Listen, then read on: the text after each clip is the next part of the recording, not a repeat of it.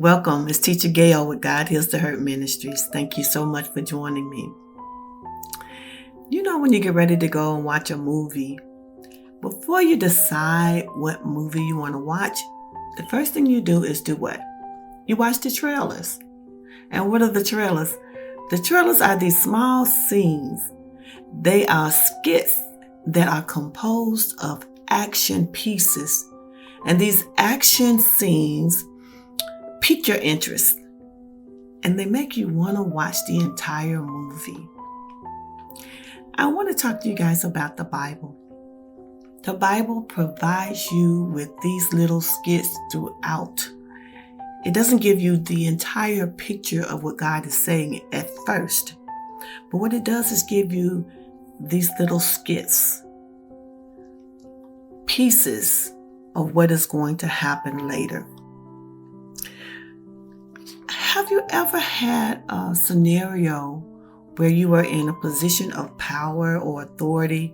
I was in management for almost 20 years. And during my time in management, I have experienced haters. Guys, I know if you have ever had a hater, you know that is not a pleasant experience. I don't know. And as I think back, during my early college years, I still had problems with people not liking me or really just haters. And I just couldn't understand why, especially my first year of college, right after high school. Right after high school, my first year of college, I went to a junior college. Loved it. I am from Birmingham, Alabama. That's my home. There's no place like home. But I now live in Dallas, Texas. I was from a small area or community called Inslee, and everybody was tight-knit, close. Didn't have any issues there as far as haters or anything like that. But when I went to college, it was crazy. I didn't have a car. Didn't have anything for anybody to hate me about. But for some strange reason, but I played sports. And I must say, I had a pretty hefty career. I was a pretty good athlete. I can't complain. I thank God for that gift. And I think maybe that was the problem. That may have been the issue. But there was a girl on our team. Oh my goodness. I didn't even know that she was such a hater.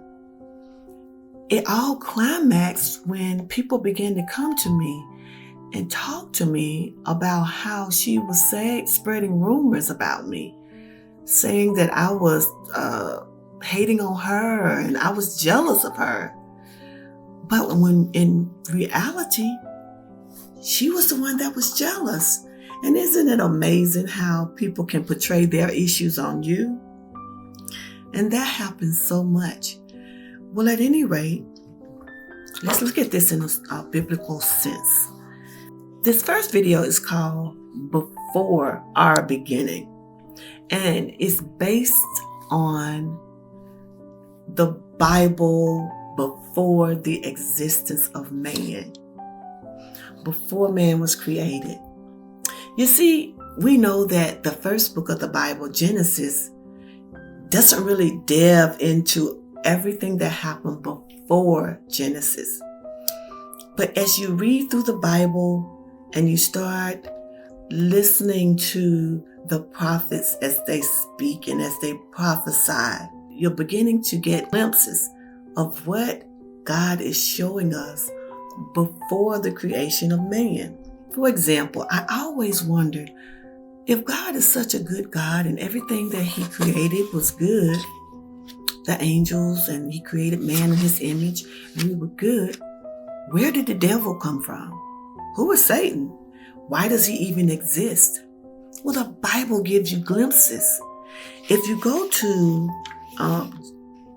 Ezekiel 28, Ezekiel 28 and 13.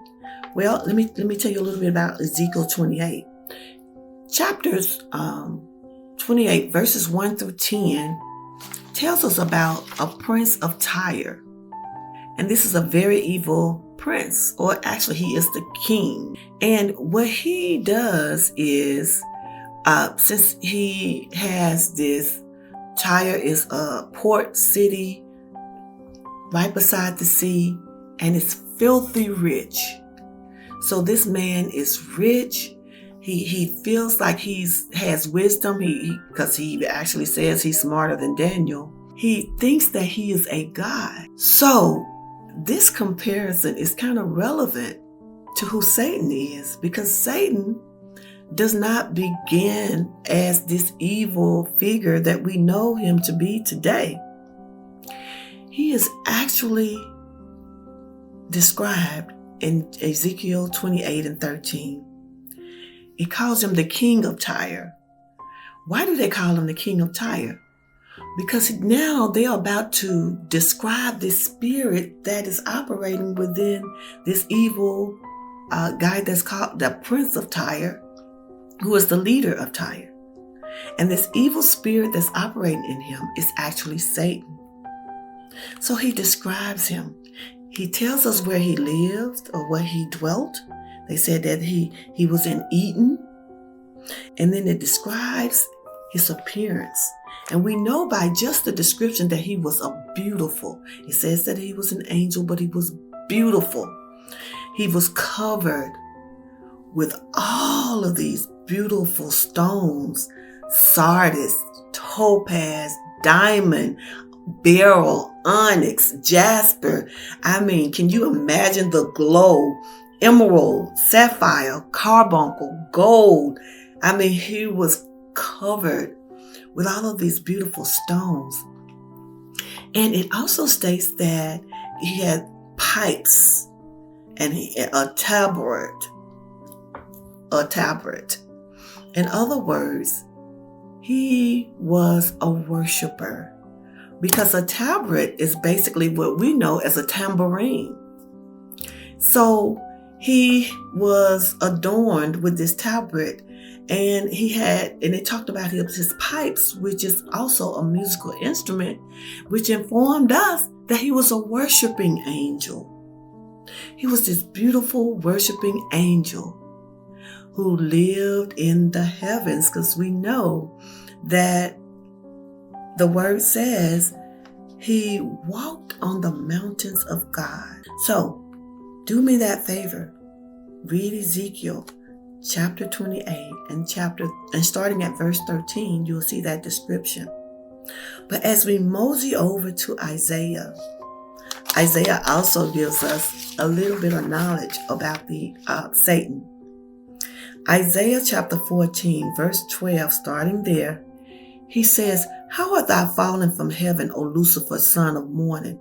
How art thou cast down to the ground, which didst weaken the nations?" He said, "For you said in your heart, I will exalt myself above the throne of God. I will ascend to the heights of the clouds." He said, "I will be like the Most High God." But God says also, "I will bring you down to the pits of hell." Then Revelation climaxes all of this. So if you go to Revelation chapter 12, verse 7, if you don't have your Bible and your pen and your notes, whenever you start watching my videos, grab those things, take notes, and research for yourself, because you don't always listen to what people say. Read for yourself and see what God has to put in your spirit. In Revelation 12, verse 7, it says, "There was a war in heaven, Michael and his angels versus the dragon." And it lets us know who the dragon was. See, the dragon is symbolic of Satan. It says, versus the dragon, and the dragon and his angels fought and were defeated. He said they were thrown down, that ancient serpent. Notice here, before the creation of man, he was called the ancient serpent, who was called the devil and Satan. It said that he would deceive the whole world. This point, He has fought against God and the angels of God, and he was cast down to earth. And he brought down a third of the angels with him, who are now called his demons. So here, before the creation of man, before Genesis, before the beginning of all things, we see that the enemy is angry. He's a hater. He's bitter. He wanted to take God's place. He fought against the great archangel Michael and the angels of God and was defeated and was kicked out of heaven. So now he has lost his home. He's lost his position of authority with God. And now he is kicked out. So God is replacing him, his position of worship, his position of authority, by creating a man in his own image to worship for in the place of the enemy. So I want you guys to check this next video out.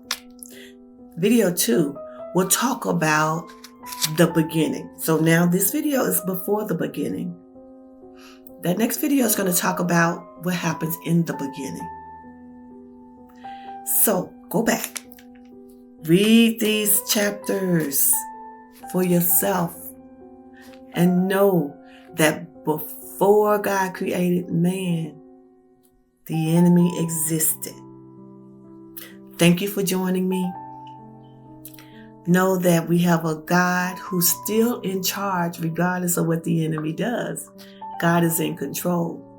Job 1, starting around verse, I want to say 6 or 7, you will see that when God holds meetings in heaven with the sons of God, which are his angels, that Satan, who used to be an angel, still attends those meetings. Why? Because he still has to present himself to God. And when he goes before God, God asks him, where have you been? And Satan tells God, I have been on the earth. Walking to and fro, up and down the earth. Why? Why is he doing that? Because he got kicked out of heaven. Check me out on the next video and walk with me, and God heals the hurt as we study the Word of God. I'm Teacher Gail. See you on the next video.